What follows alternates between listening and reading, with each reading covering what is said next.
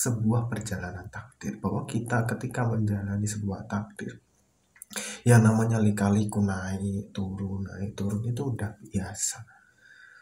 Tapi sebenarnya kita kan diberikan cara atau diberikan senjata-senjata oleh Tuhan melalui apa? Melalui zikir.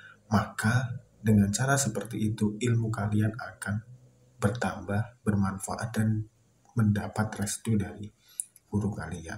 Assalamualaikum warahmatullahi wabarakatuh. Bismillah, kanthi nyebut asmane Gusti Kang Maha Welas lan Maha Asih. Di sini kita mencoba belajar bersama ya.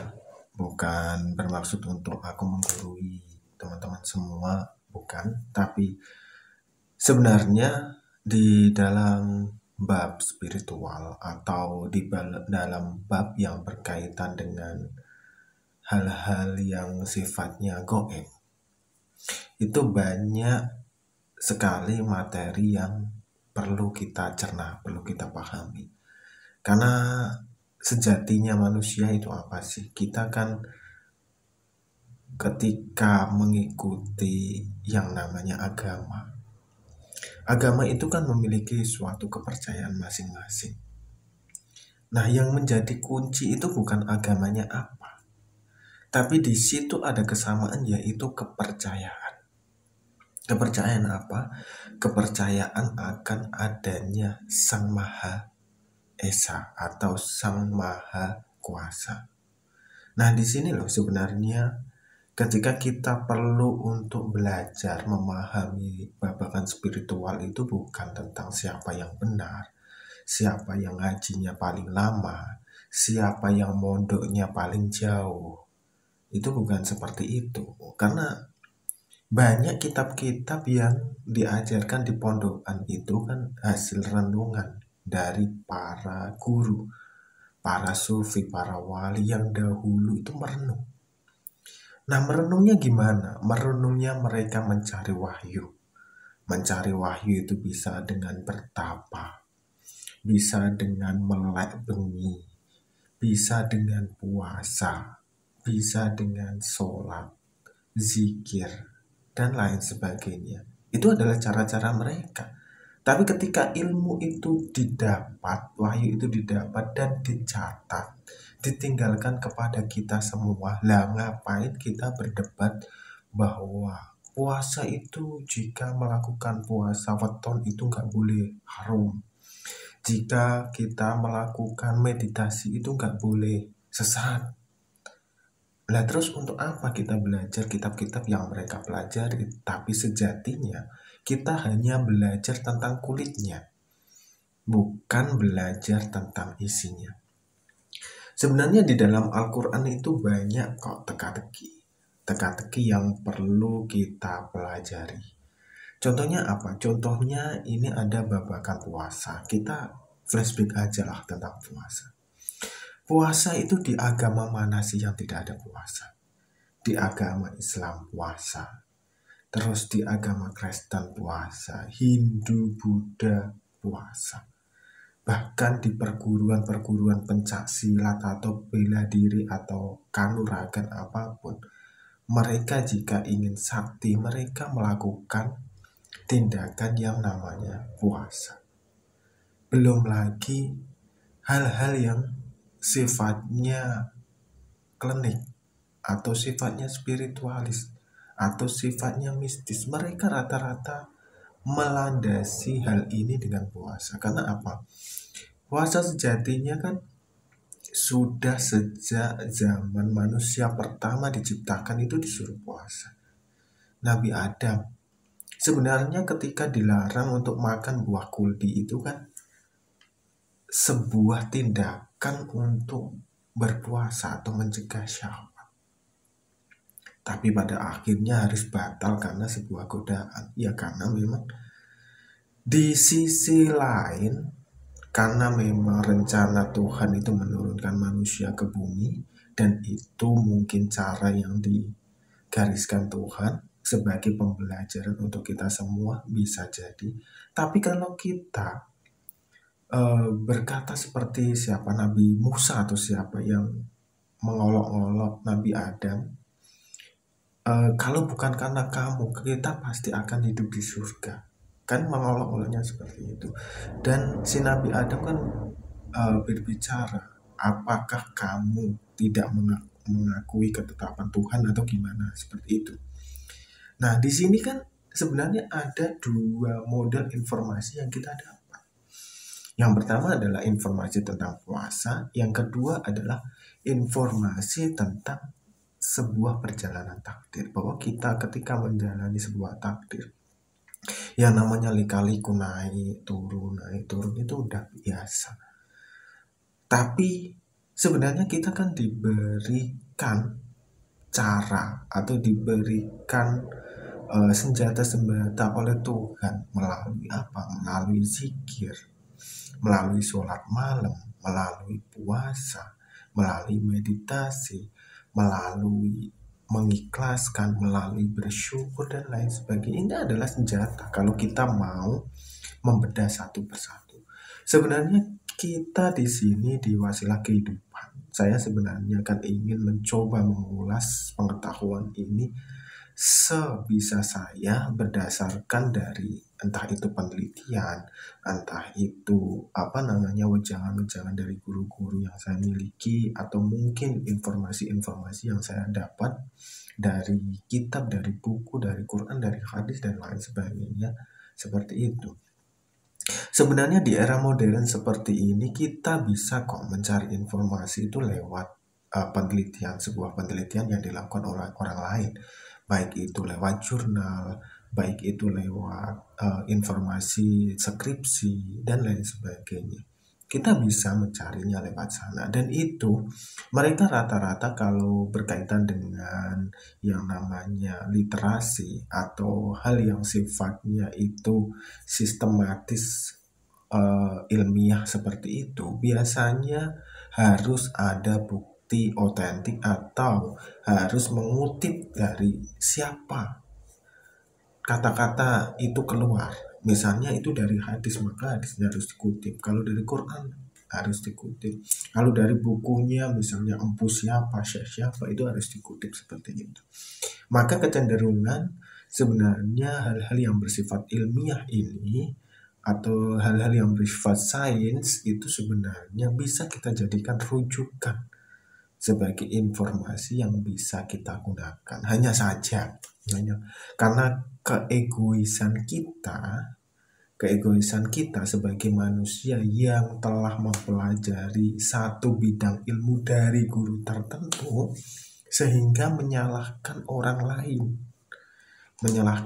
lain yang memiliki keilmuan yang mungkin sebenarnya bisa melengkapi atau keilmuannya itu lebih baik dari ilmu yang kita miliki.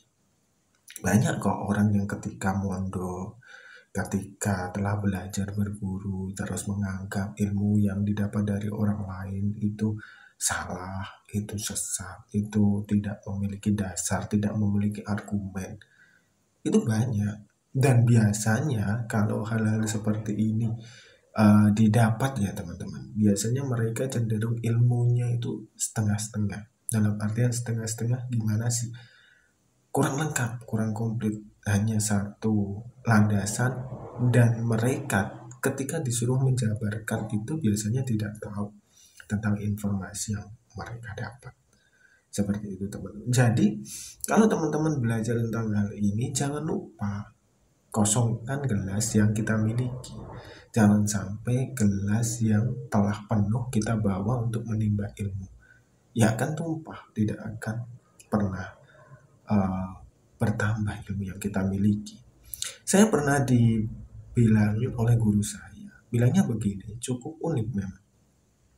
Silahkan kalian mencari ilmu sebanyak-banyaknya di sini, di internet atau di perguruan lain, silahkan.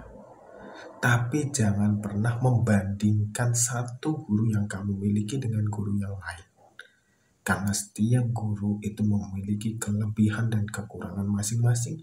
Dan jika kalian setuju, maka pakailah. Tapi kalau kalian tidak setuju, silahkan diam. Terus itu kalian pilah sendiri Dan ketika sampai rumah, kalian racik mana yang sekiranya cocok untuk bisa kalian gunakan. Maka dengan cara seperti itu, ilmu kalian akan bertambah, bermanfaat, dan mendapat restu dari guru kalian.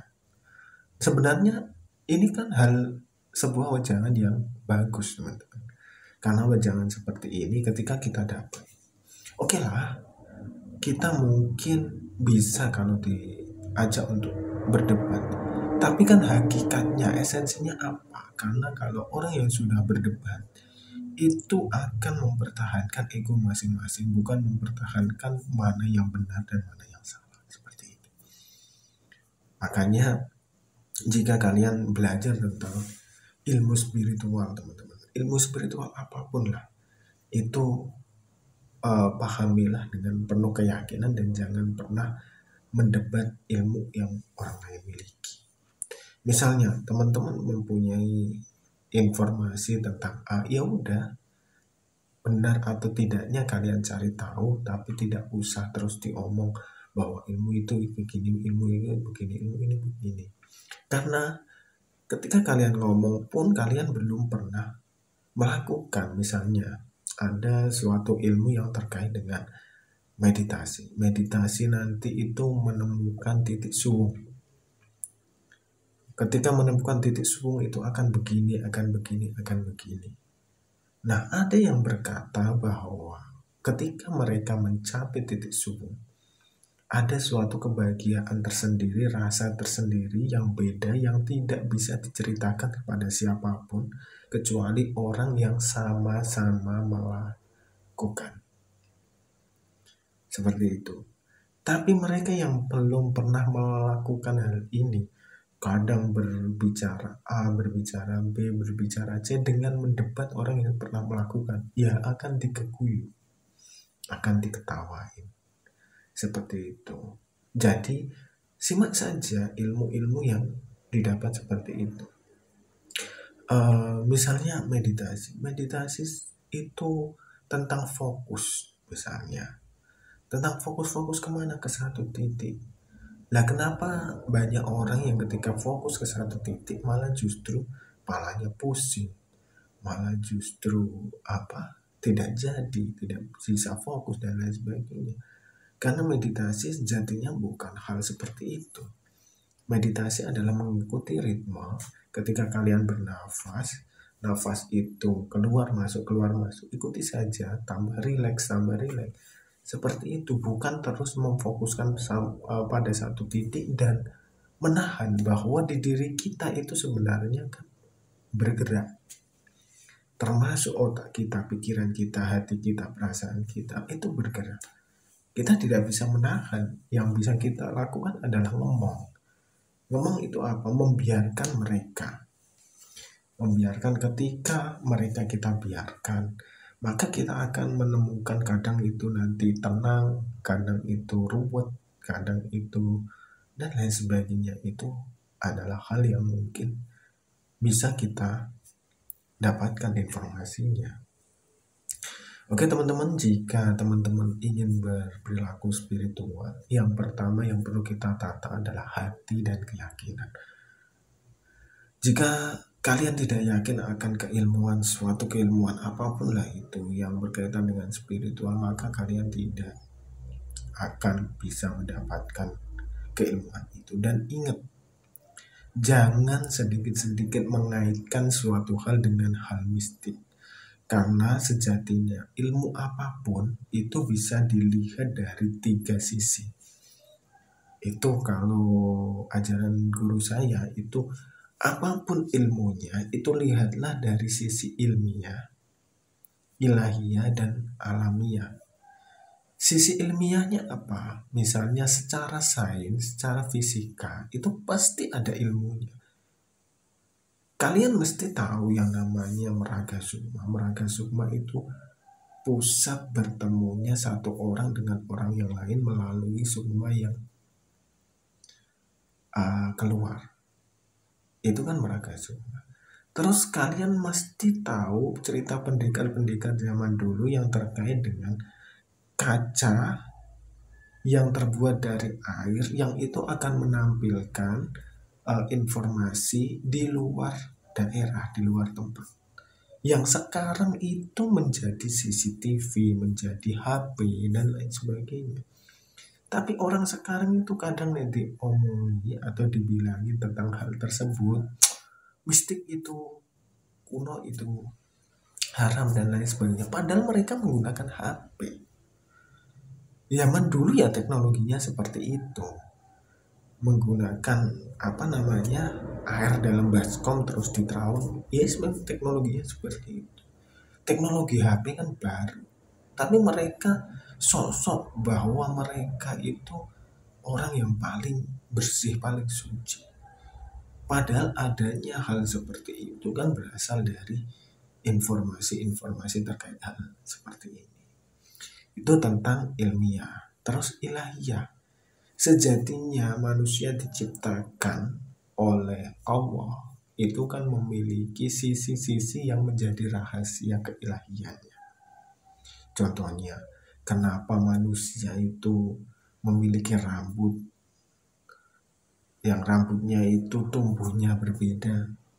Kenapa manusia itu memiliki dua tangan, yang kanan dan kiri, yang tumbuhnya juga bisa serasi? Ini adalah sisi ilahiyah yang memang menjadi kodrat Tuhan dan menjadi rahasia Tuhan. Tapi sisi ilahiyah ini bisa dicerna lewat ilmiah, hal yang bersifat ilmiah, hal yang bersifat alamiah.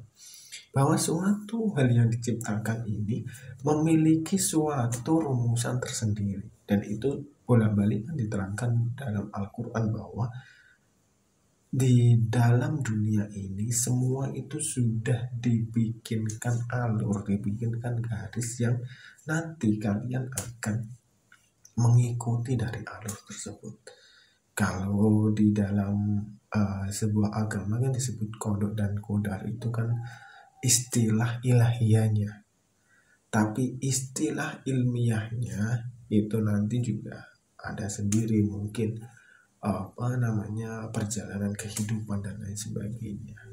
Itu seperti itu teman-teman. Semoga sedikit sesi curhat ini bisa kita gunakan untuk sharing-sharing lah. Saya bukan menggurui teman-teman, sekali lagi bukan menggurui, tapi ini sekedar sharing.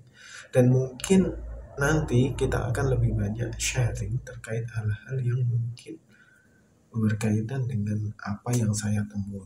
Seperti itu teman-teman. Semoga bermanfaat dan sampai jumpa di video selanjutnya. Wassalamualaikum warahmatullahi wabarakatuh.